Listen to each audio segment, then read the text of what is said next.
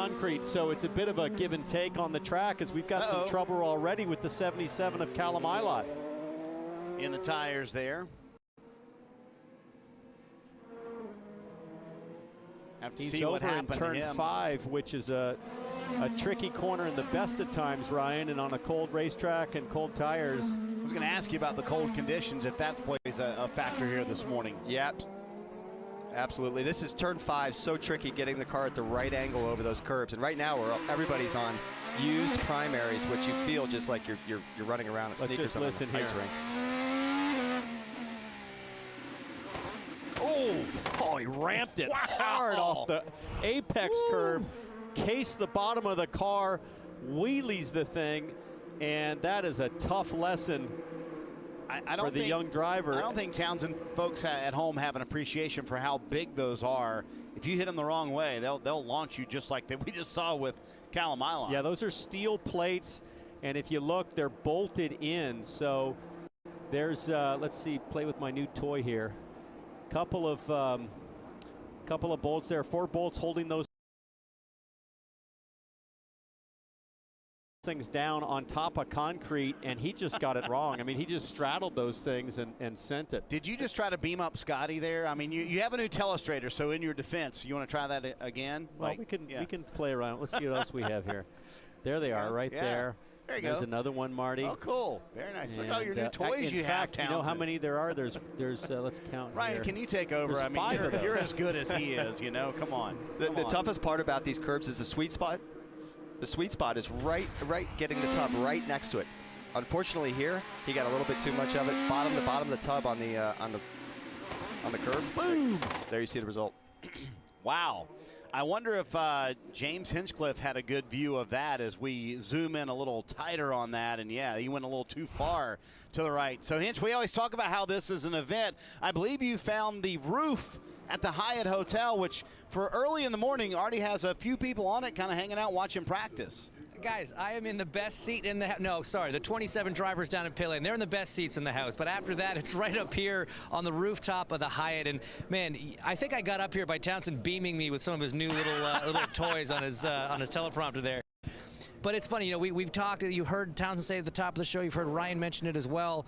The Long Beach Grand Prix is just so important to these teams and drivers. The history is obviously a huge part of it, over 40 years of history at this place. But the other part of it is the atmosphere. And just look at where we are on the California coast. You see the beach for miles. You see the marina. All the boats are here. You got the Queen Mary in the background.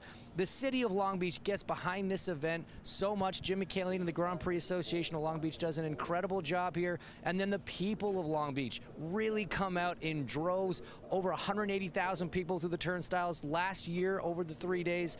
Jim McKinley said he's expecting at least that again this year. And that is part of what makes this place so special for teams and drivers. Ryan, like you talked about, you've won here. I've had the fortune of being in victory lane here. After the Indy 500, this is the one you want to win. And this is why, guys, just look at it. Look where we are. Hey, look at you in all your glory, Hinch. It's a telestrator. That's the official term. Oh, sorry. Yeah, and what did I say? Teleprompter? It's only fair that in Tinseltown that we just do a little extra boom. Look at that little pixie dust. You didn't see that, Hinch, but it was a thing of beauty. This is an awesome new set of features I've got on the bad boy up here. Somebody please take the pen away from Townsend. Yeah, I know. Yeah, we're going to give it to Ryan in a moment, but you got to be careful when you make fun of the telestrator guy, right? Right? And because he always has the last word. Don't mess with the pen. Yeah, I know, exactly right. Exactly right. So there you go. This is the first mistake that I can think of in Callum Ilott's young IndyCar career. We've talked so much about what a brilliant job he's done. That's a bold IndyCar statement. career. I know, yeah. Yeah, no, I can't think. I don't know, Ryan, you watch the races. I can't think of a situation where Callum Ilott's put himself in the wrong situation like this. This is just a different angle. And, I mean, look at the hit that the floor took. That looked like Surfer's Paradise back in the day.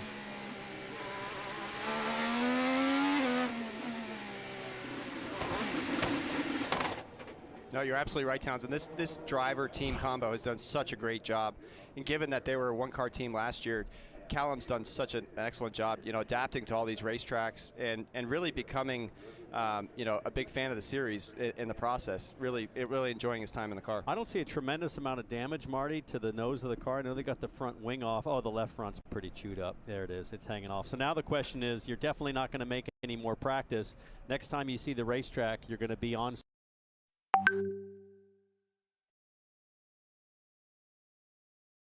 sticker reds. You have no data whatsoever.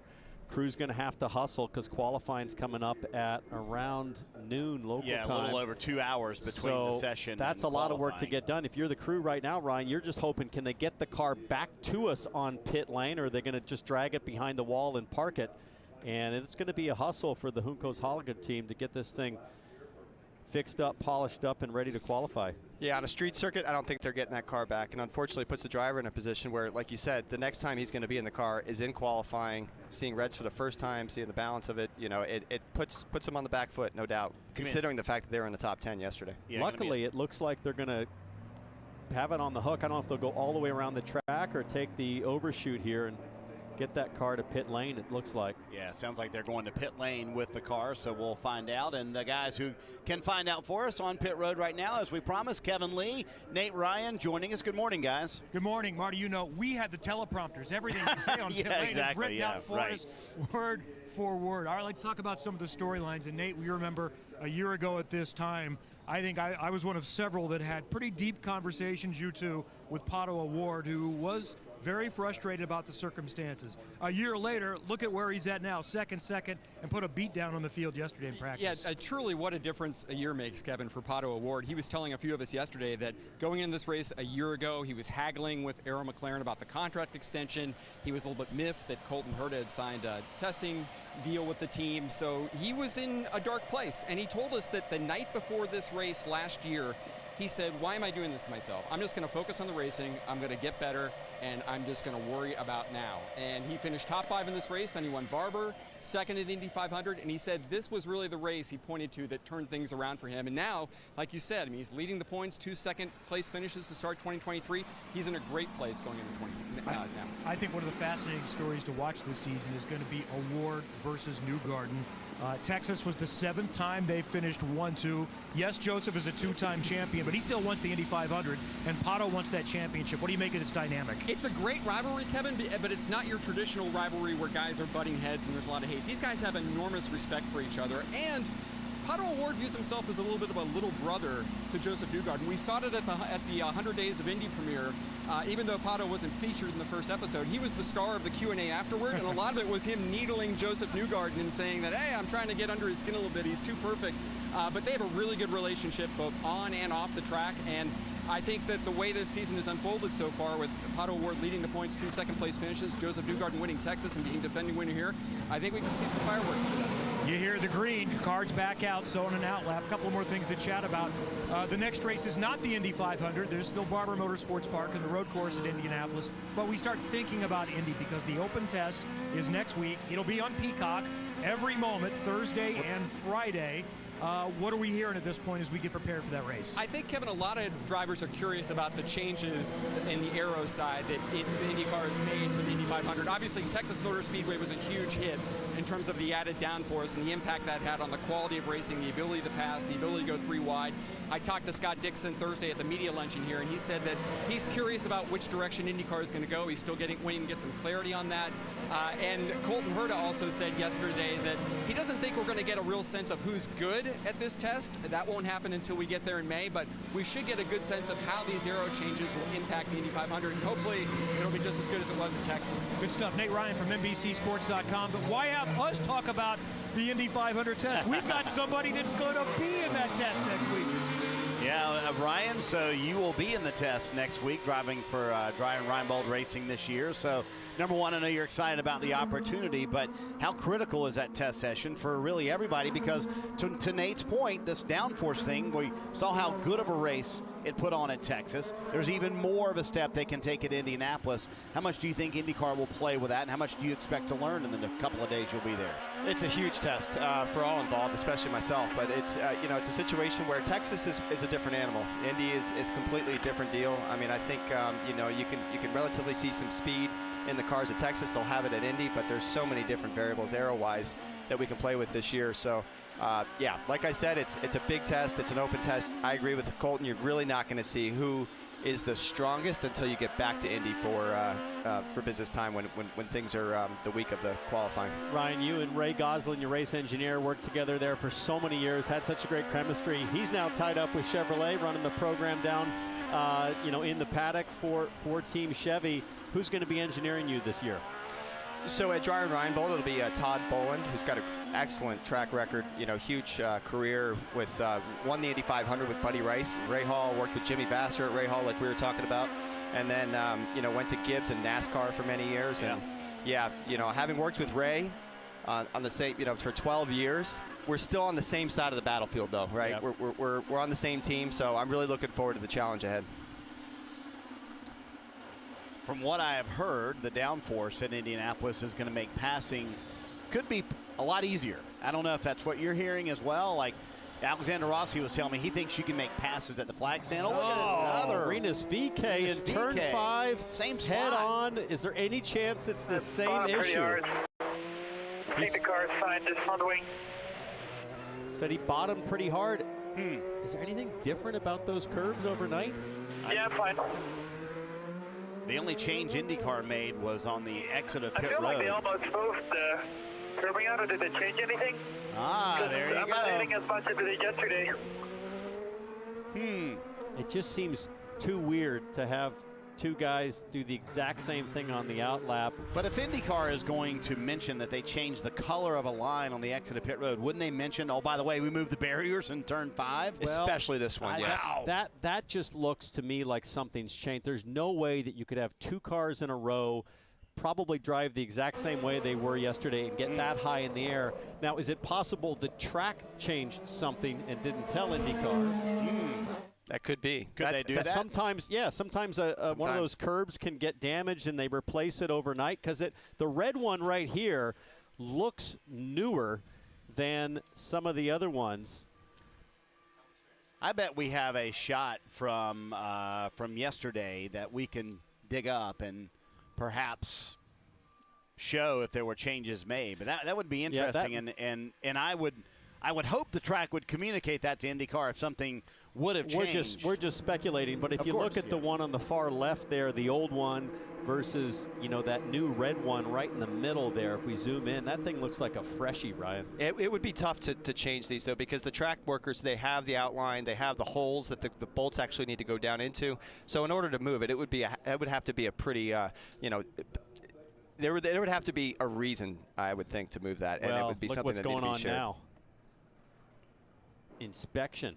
It's funny, Ryan, you'll know this. Every time we come to Long Beach, we do the track walk on Thursday to look at all the little differences. Street courses obviously get torn down and rebuilt every year. And every year without fail, there's a congregation right here in turn 5. And we're all sitting there looking at cell phone pictures from last year. Like, I think they're in the same spot. This one may have moved, might be a bit different.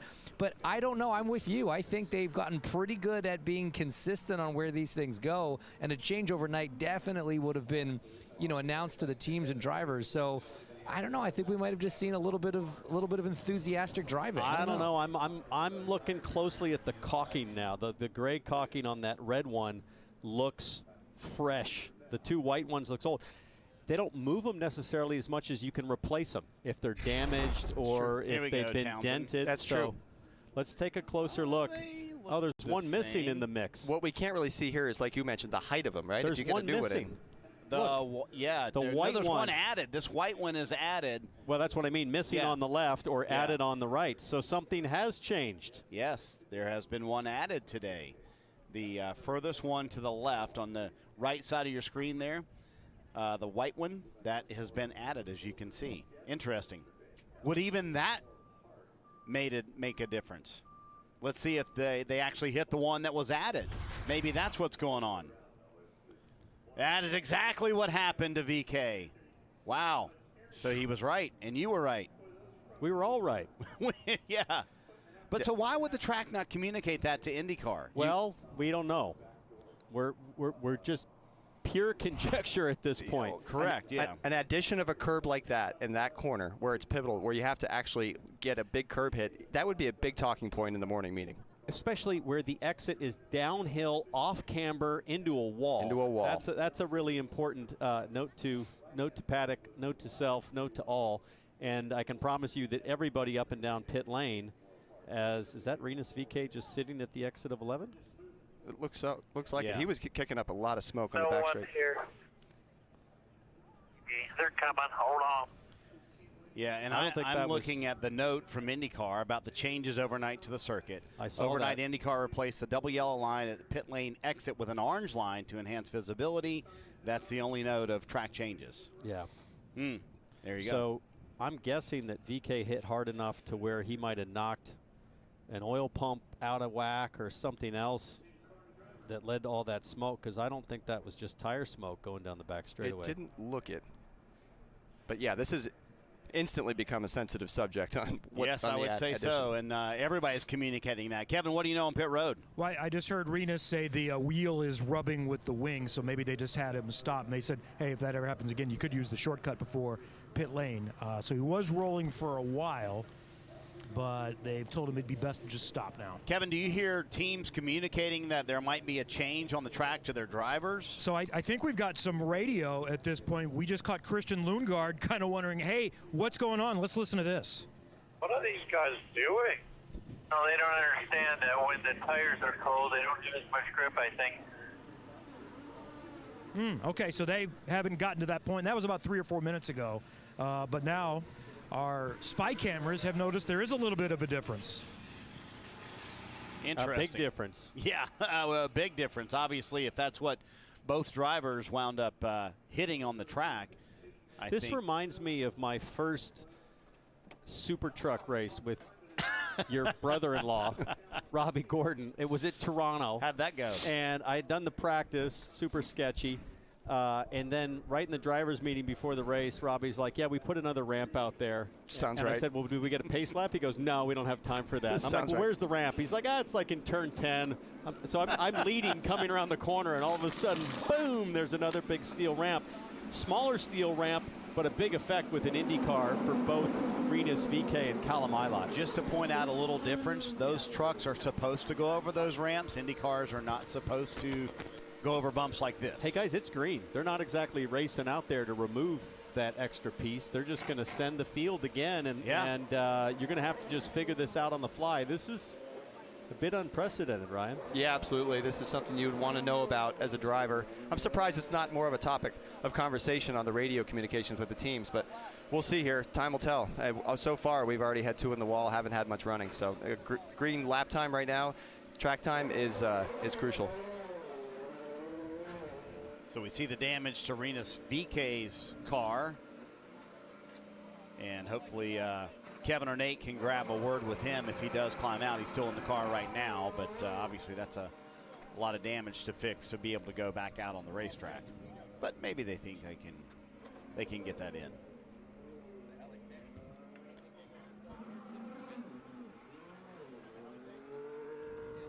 So check this out.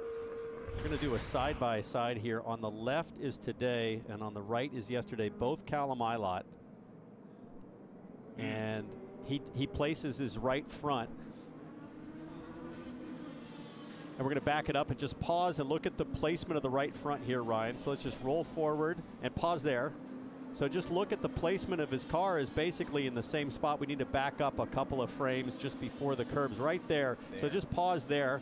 Let's see if I can get this to work. So if you look at this curb and this curb, I could argue that today he's maybe a little bit further to the right, but critically there's something missing, which is this white ramp is not there yesterday, and that's what causes the issue. Absolutely. What I can see here is the right side tire, the right side wheel is actually making an impact with the curbing prior to this. Yep. The car is launching, and when it's coming down, instead of coming down in that open space, now it's coming down, the bottom of the tub is actually coming down, contacting that new white one, and then launching the car. Wow. With pain and authority, physically and mentally. The moment that thing kicks up in the air, Crazy. I promise you Callum Ilott is going, what in the world? What happened? Like an IED just went off underneath the car. I mean, that just feels like it came out of nowhere. After seeing that, I think we're going to have more of them. Well, hopefully all the drivers, you know, the rest of the 25 cars have gotten the memo here. Let's watch with Will Power. What does he do? Goes slow, wisely, and wide. Yeah, I think as we go to reds later in the session, you'll see guys trying to take a little bit more of that apex. That's when they're going to get in trouble. It's when you start getting a little bit greedy with your angle, going over that curb, trying to take just a little bit more, looking for that half a tenth of a second is when you might get that problem area. So let's see what Callum Ilott thought. He's with Nate Ryan.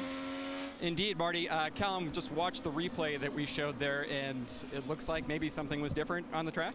Well, I don't know. I mean, you guys saw it closer than I did. It's a bit small, but I was doing the same line yesterday, and it was fine. Well, I mean, pretty much to that amount. Yeah, I don't know. I mean, if they changed something and didn't tell us, I don't know. But that was just strange. I didn't really understand what happened, other than I took off when I hit the curb, but I was doing the same line yesterday. So. Was there any discussion last night, Callum, after practice that they might make any tweaks to the track? No, I mean, if they did and didn't tell us, they can pay for the damage because that's a joke. But yeah, I don't know really. It's just, it sets everyone on the back foot. I'm sorry to everyone on the team, but again, I was just doing the same thing as yesterday. And if they've changed something and not told us, I mean, what can I do about that? Where does this leave you going into the qualifying? Obviously, you're not probably going to get back out here for this session. Yeah, I mean, from my side, like, I feel confident. It's just I wouldn't have run on the greens. We had a load of stuff to test, so it's a real pain, but it is what it is. I feel confident, and we can scrap it back to a good job. All right, there you go, Marty. Confident Callum Ilott despite the setback. Wow. If they didn't tell us, they can pay for it. Those are pretty strong words from the young driver. Good luck with that invoice. Yeah, well, you know. Although the sentiment I've seen it is happen more the before. point. But you know what? You know, the track workers, maybe even the series, you wouldn't, when you look at it, it wouldn't be obvious that that would come into play because it's back around at the second half of the corner, right? But what you're having is that first impact, car launches, and then when it comes back down, it's impacting that white additional curb today. What does Pato Award do here? Way wide of it. Yeah. So it would appear as the other drivers have gotten the message. Something is not the same in turn 5. Just go as wide as you can. So let's hear the Rinus VeeKay side. Kevin? The damage is not too bad. Just checked in with Brent Harvey with the team, and he thinks it's maybe just a little bit of underwing in the front wing, and just double checking some things, but they should be out very shortly. And other drivers, including Graham Rahal, are now getting updates on some changes. Let's listen. So, Graham, it looks like they added an extra curve in turn 5 is why these guys are hitting it. Just look at it when you go by here. There you go, Ryan. The communication that you've been waiting on from the team to the driver. And now what you're seeing is we saw Will Power, we saw Pato Award miss the curb entirely. Now you see Graham Rahal just starting to inch their way back up on the curb. But it's one of these, it reminds me of the swimming pool complex in Monaco where you kind of inch up on it, and then when you go too far, it is ruthless. There's just sort of this point at which you fall off a cliff essentially and encase the car, and you just don't know until you feel it. So it's super risky over there right now. The good news for Rinus VeeKay, we were speculating maybe that there was more damage perhaps to the powertrain, but it looks like that was just tire rub for the front wing. So that's a big break for the 21. For folks who may not know, can you explain the swimming pool complex at Monaco? It's just a section on the track. There's a public swimming pool there. I only know because in my F3000, now F2 race there, in qualifying on my outlap, I did just that. I was watching the F1 cars, and I tried to take what I saw on TV, and I cased it right into the wall, qualified last.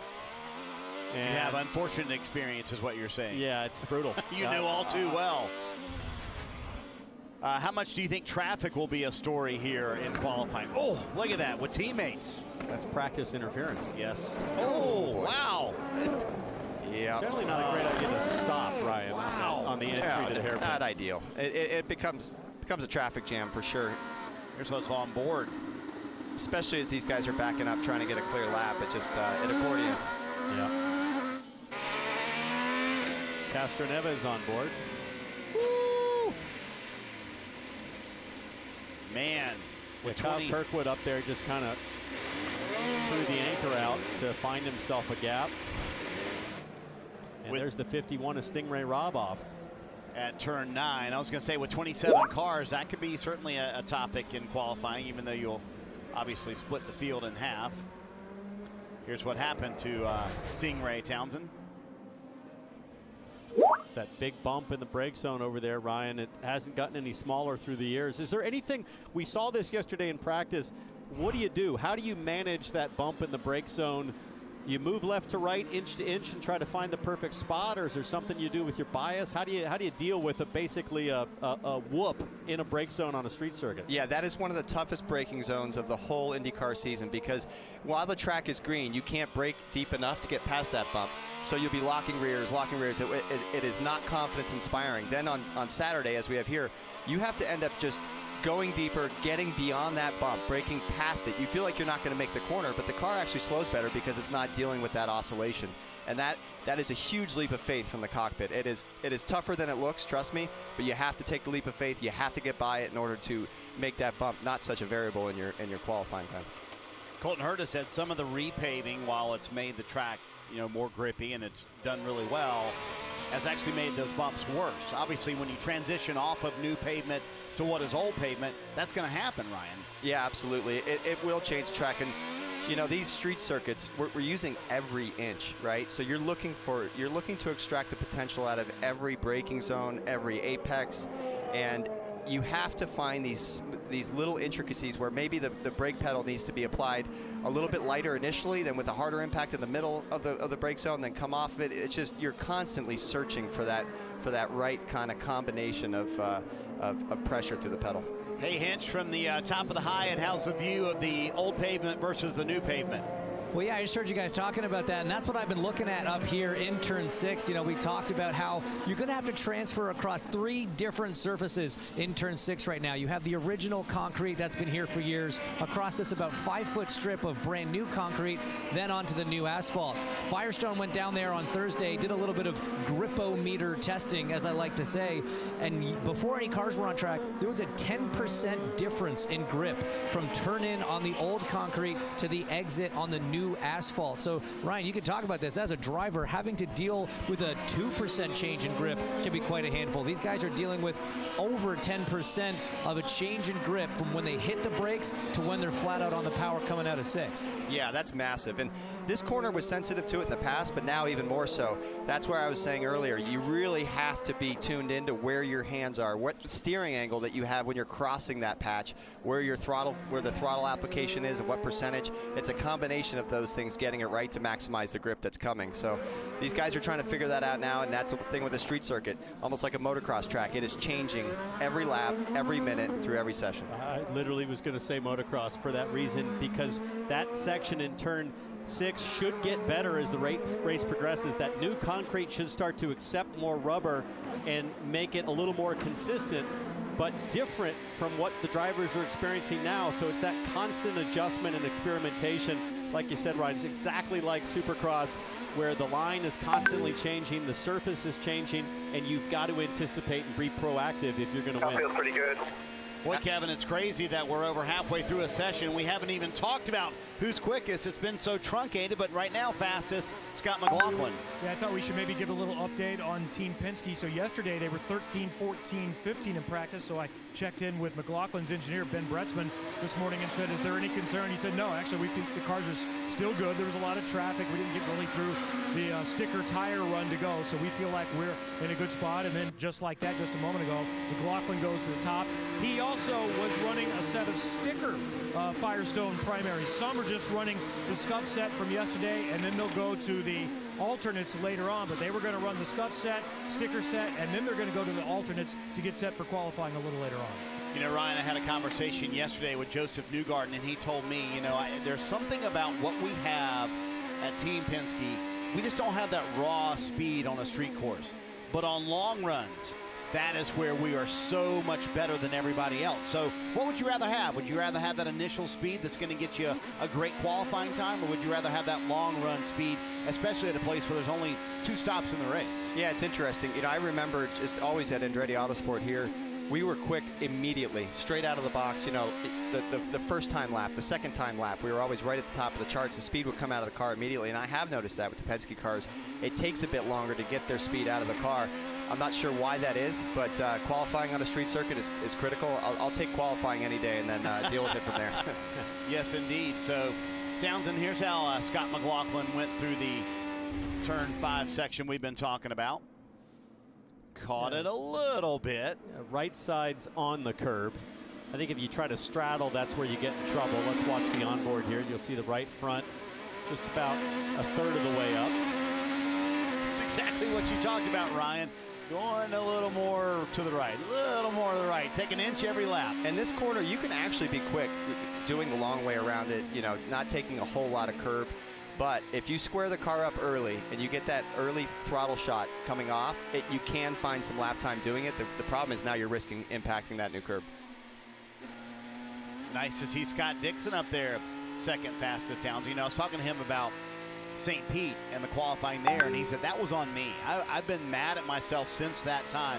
I didn't push hard enough in Q2. That's not something you hear Scott Dixon say very much. Yeah, looking down through the charts, some more veterans with Graham Rahal there in P6. He started off yesterday, rolled off the truck way better than we saw at St. Pete, and miles better than they did at Texas. And already on those primary tires, Graham Rahal back inside the top 10. He ended up practice yesterday in 16th, but his teammate Jack Harvey, another breath of fresh air, was 12th in practice. So for the RLL team that came in with so much expectation, Ryan, they're finally seem to be finding a groove here at Long Beach. It's great to see it. You know, a great job by Graham, all involved, you know, with Jack there as well. And, you know, this is something, any little bit of positivity at this point in the season, even if it's in a practice session, you could see a little bit of glimmer of hope. The team's going to grasp onto that and, you know, hopefully gain some momentum out of it. Well, how about Colton Herta? You know, he's always had speed here at Long Beach, his home race. He loves this place. He first came to a race here when he was an infant. Doesn't even remember, but he has pictures of it when his dad was racing. But man, it's either been feast or famine for him here. The win a couple of years ago and then a couple of wrecks. And that's, you were his teammate, Ryan. You know the success and the perils also that come with this place. Absolutely. I think he was an infant here when James was debuting in INDYCAR. Hey, Ryan, how big of a deal is it for Colton Herta to lose his father on the timing stand and have Scott, you know, the team to make a change mid-season? Is that going to be a net positive, you think, for this Gainbridge 26 car over the course of the season, or is it going to be a negative? It's really tough to say. You know, that's inner workings. You'd really have to know the bottom line situation of what's going on there, the dynamic. It's not ideal, obviously, to change mid-season. You know, I always liked what I knew was coming, consistency, rather than something that may pan out in the future. We could do that in the off season, but you know, these guys know what they're doing, and it's tough to do mid-season and hit your stride with it. But yeah, there's so much potential with Colton and this 2016. You know, the interesting thing, Nate, to me is I think Colton has to have some level of buy-in on the change, right? Because he was very clear with me at Texas, wasn't he? This was not his decision, and it wasn't really something that he fully supported either. Hola a todos. Voy a verificar si la cámara de Canapa está disponible, pero creo que no. La estuve buscando en la mañana el onboard y no lo vi. Pero si lo encuentro, claro que sí que la voy a compartir.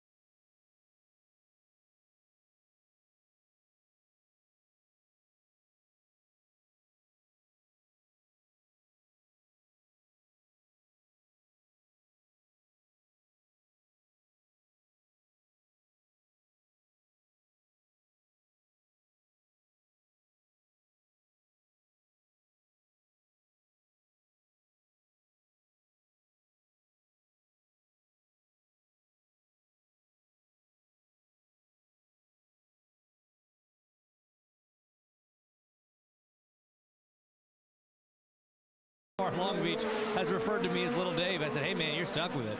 There you go. So now we call him Little Dave. That's all we got to do. The Little Dave that could. There you go. Hey, Kev, what's going on with Marcus Ericsson? All good for Marcus Ericsson. 4th yesterday, 5th today, and he said it was legit. We're happy with the car, no major concerns.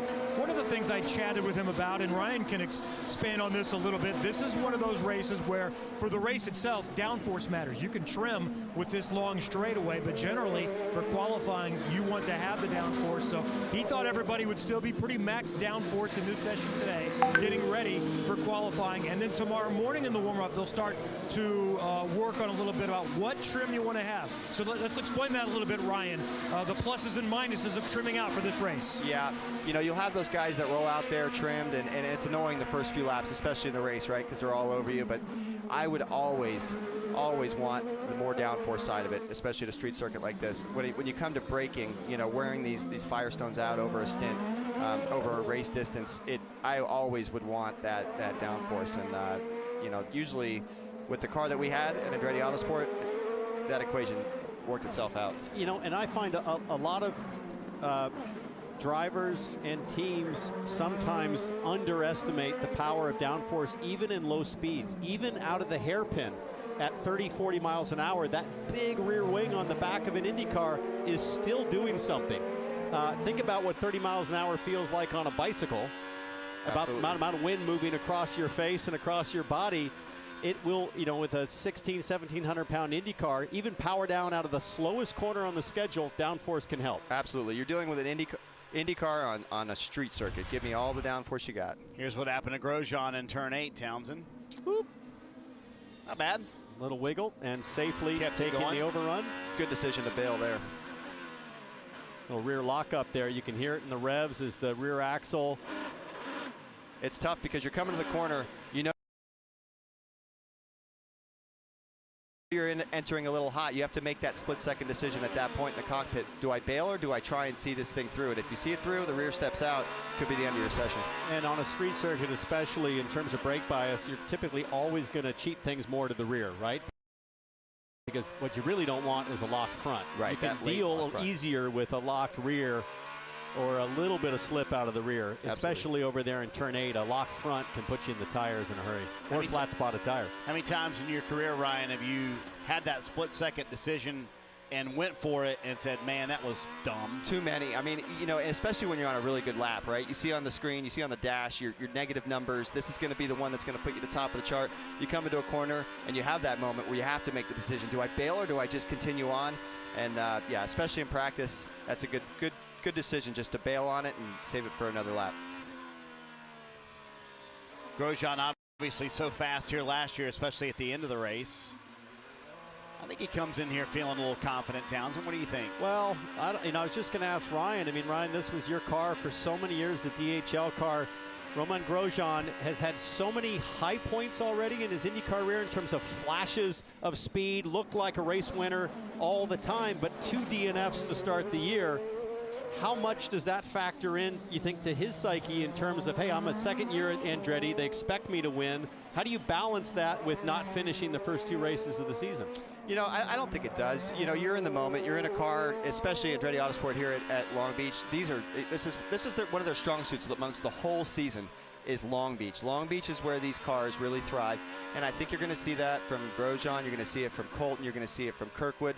The potential is there, and you know you're in the cockpit, and you could feel it. You could feel that the car is giving you what it needs, what you need as a driver, and I think you're just in the moment with that, and with the performances there, you're going to see, I think, Andretti Autosport, especially Ganassi, and now we've got a new player to the game in some sense, which is McLaren at Long Beach. So yeah, Penske obviously is going to be quick, but these Andretti Autosport cars have always been quick here as long as I can remember. And just as you say that, Grosjean jumps way up to P6. Teammates Herta and Kirkwood second and third right now. Yeah, I think this is going to be a fun battle today for the pole between Award, Herta, and the...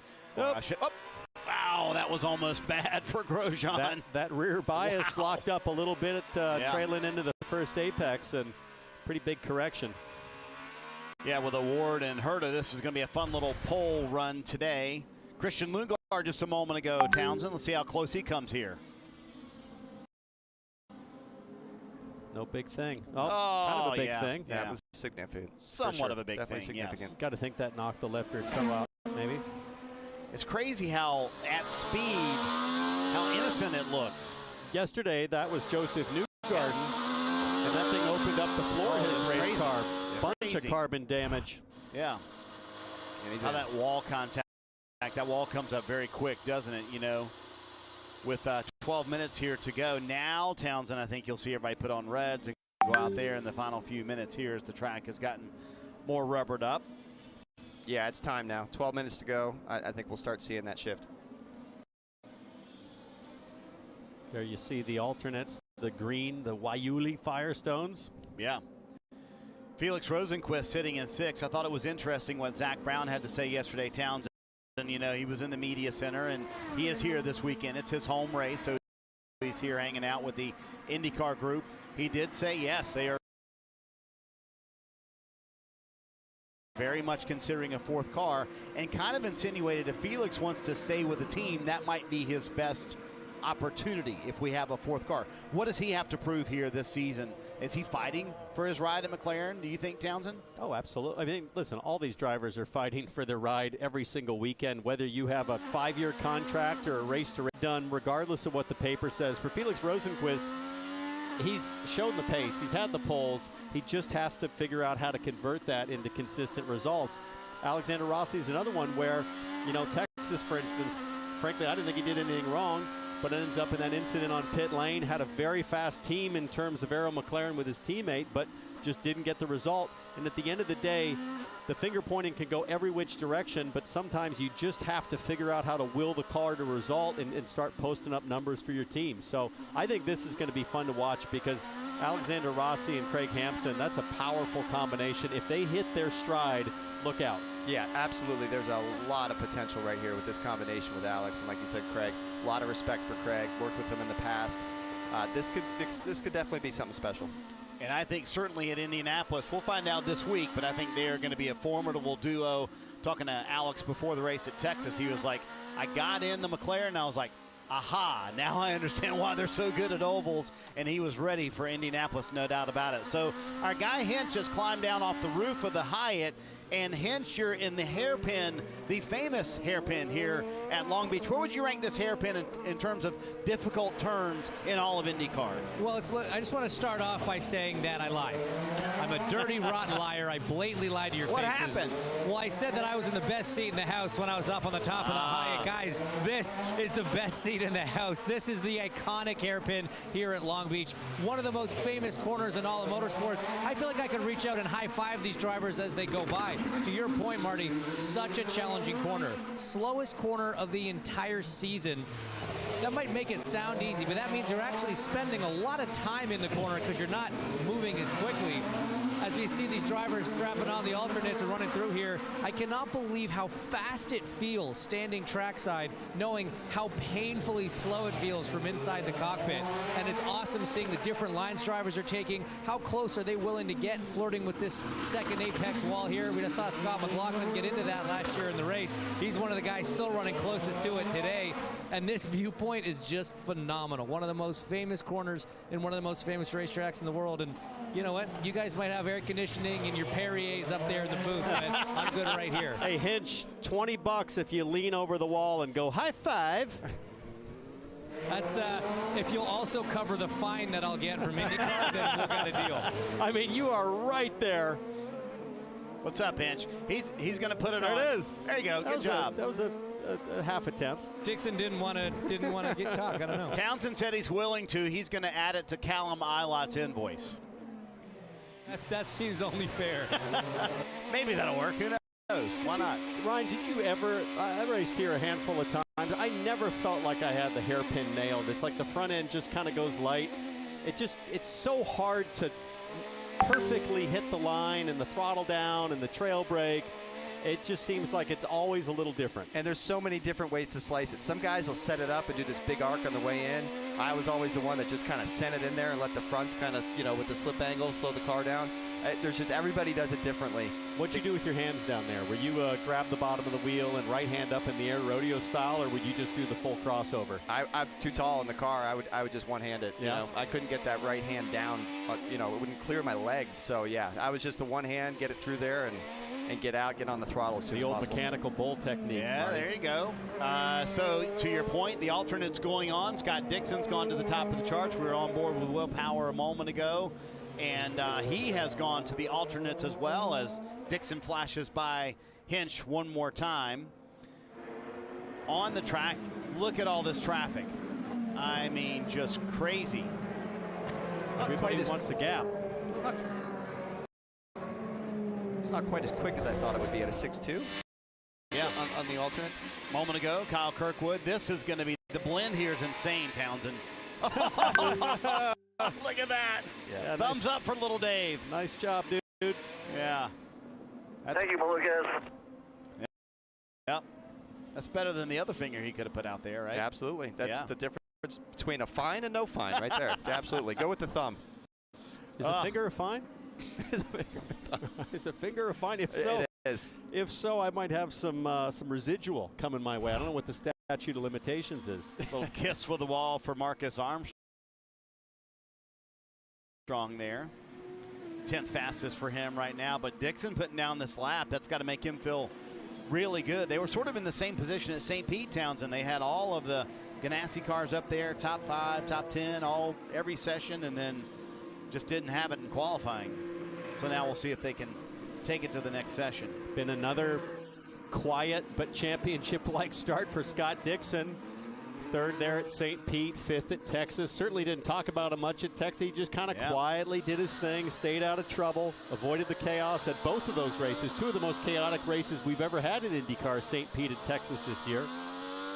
Kevin, how did Christian Lundgaard today have a lot of damage from that wall contact earlier? By the time I got down there, which only took 30 seconds, they had already strapped on sticker Y woolies, the alternates, and sent him back out. So no damage. He's back out. And what I'm hearing a lot of chatter on the radio right now, it's really hard to find a clean lap. Lundgaard missed a lot of time yesterday because of ride height issues, just bottoming out, so they missed some time, but got it together towards the end, and he felt like they were in a pretty good place. You guys talked about Jack Harvey. He's in a good place, too, and he said, I'm really not surprised. I know it's been a struggle, but I felt really good coming in. Our race pace was good at St. Pete before he was crashed out. He felt like they were going to have something good here for this weekend, and so far so good on his 30th birthday, so might as well have a good weekend. Happy birthday, Jack. Hey, Townsend, we walked up here, and one of the things we were talking about before we came on the air with Ryan is that we were fairly confident there's going to be a run at Colton Herta's track record, which is a 105.3. And to Ryan's point a moment ago, I'm kind of surprised. The fastest time, Dixon so far, at a 106.2. Everybody talked about how the track was faster. It's much cooler. Are you surprised as well that they aren't close to Colton Herta's track record? I am. 61-degree ambient, 76-degree track temperature, ideal conditions for laying one down. And I wonder if that damaged the floor like his teammate Lundgaard yesterday. That will likely knock Toe out. That's a good hit. Oh, yeah. Caught it with the left front and the left rear. So Dixon's run there on the greens on the alternate tire, that was a full run. That was 4 laps, so that was a full-on qualifying sim. Willie P given a self-evaluation of that number 12 Verizon car. He passed pit in, said, I'm going to stay out. And the evaluation really, Marty, is generally on the straight. You're going to get a read on how square the steering wheel is, if it's still driving straight, if the alignment still feels straight on the wheel, and if it's close enough, that'll be good enough for Will Power around here, because he'll want a read on these tires more than he will be concerned about the alignment of his race car. The board changing quick. Award now under 106 at a 105.99. And Scotty Mack off track. Turn 6. Kept it running though, Townsend. Yeah, just seeing Power and now McLaughlin struggle there with Newgarden in 9th. I mean, we were talking about it earlier. The Penske drivers, I think, Marty, you mentioned, talking about how, hey, we're not the fastest car, but we're good on long runs, and kind of seen that similar here again. I think when you're in that situation, though, Ryan, you've got to kind of manage what is qualifying, right? Don't try and get too much out of it. Just take what it'll give you. There's Will Power getting almost into the back of Kyle Kirkwood. Wow. Power not very happy with Kirkwood. I'm sure you've been there before, Ryan. Yeah, he used the chrome horn there a little bit to say, hey, what's up, buddy? Get out of the way. I mean, actually. You can't get any closer than this. I'm not sure if they touch, but yep. yeah, they they do. Just make sure you know I'm here. So a moment ago, Kirkwood was upset with Malukas. Now Power's upset with Kirkwood. You know what they call that in Southern California, Marty? What's that? Sup, brah. They call that a Monday morning on the 405, isn't it? Oh, now Alexander Rossi off track. Boy, we're seeing a lot of guys just pushing it for every bit they can, Townsend. And finding it off track. He's got it running. There, he found reverse. It's that god-awful reverse sound, Ryan, trying to find the gear. You hear that thing? Yeah. Oh, he flat spotted that right front as well. Not as bad as Pato yesterday, but still flat spotted it.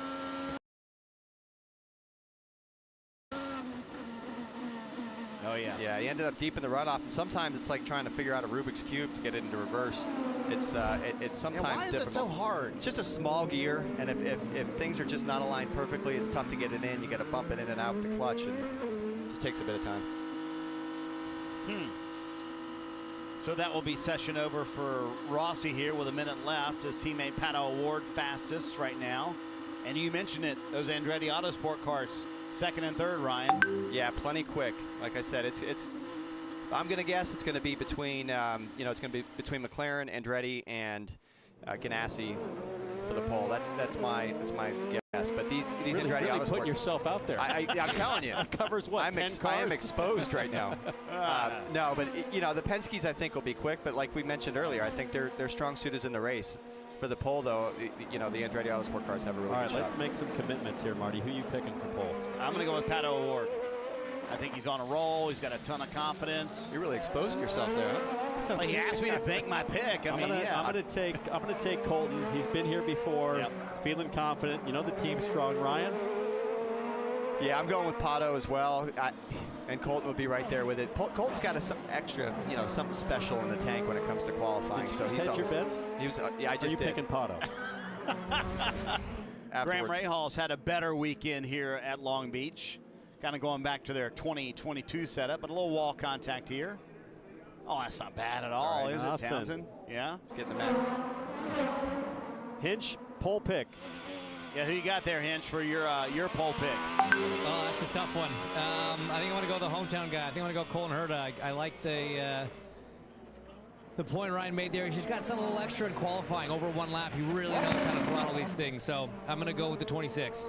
We have an official tie as Marcus Armstrong goes off the track. So Kevin, can you break the tie for us? Who are you going with the pole winner today?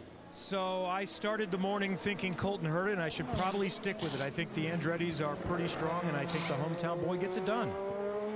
There you go. All right, so Colton Herta wins. Just you and I on the Pato O'Ward Island there, Ryan. Right? It's going to end up being Little Dave or something. We'll all Little be wrong. Dave. So here's something. I was just watching Marcus Armstrong here lock up, and Ryan, you notice that right front?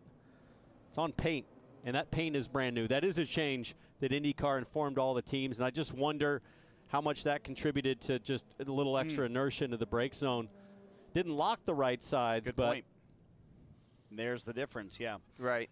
INDYCAR saying they want to do that for visibility for the drivers because this is what happened yesterday to Kyle Kirkwood, who got the penalty for that. So could have certainly been a factor. I mean, it looked like the right front was actually starting to have some micro lock there prior to the left front, giving it full C's, but that's part of what you do in practice is test the limits and figure out what you can get away with. Is Pato O'Ward once again. Yep, 2 for 2. fastest in P1, fastest in P2. Third, Romain Grosjean, who's hanging out with Nate.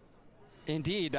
Good practice for you, a wild, chaotic practice for a lot of other guys. We had a curb that wasn't there yesterday. What did you make of how you did out there?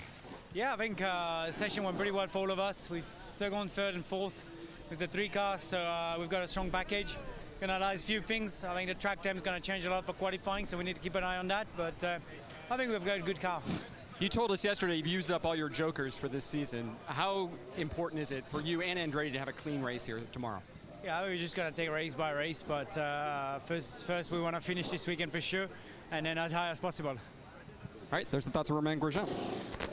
Good stuff. Andretti Autosport feeling probably pretty good with where they are right now at 2, 3, and 4 on the overall chart, but it was Pato O'Ward, Townsend, who winds up fastest. Yeah, only guy into the 105 so far, but nice run from Kyle Kirkwood, Grosjean, and Herta. I mean, what does that debrief look like, Ryan? You've been on that race team. We're talking a 10th just between those drivers, 10th and a half, so they'll be looking at the data trying to figure out where to go from here. Absolutely, and you know, sometimes keeping some of the cards closer to the chest at this point going into qualifying. But that top 5 or 6 is really close. You know, I think it's going to be a great shootout to the Fast 6. That extra track time for Rinus VeeKay critical after he made contact with the wall or the tire barrier over in turn 5 and Callum Ilott with that contact very early in the session. Never really got a good lap in for him. Here's how the day looks from Long Beach. It's going to be a busy day, Townsend. We got qualifying coming up here in a bit on Peacock. Got a lot going on. I'm feeling inspired by that dolphin in the sunshine, though. That guy's having some fun.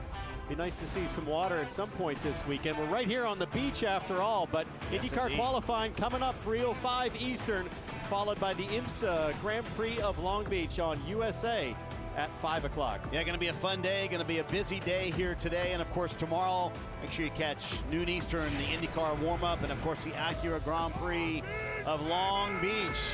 Right ears, Ryan? He's excited, yeah, he's excited. He's always pulling for Joseph Newgarden. Boy, it was an active practice session, a lot of wall contact, and some quick times laid down with Pato O'Ward winding up the quickest overall in both sessions here so far from Long Beach. We'll see you in a bit, even if Hinch didn't get a high five for qualifying here on Peacock.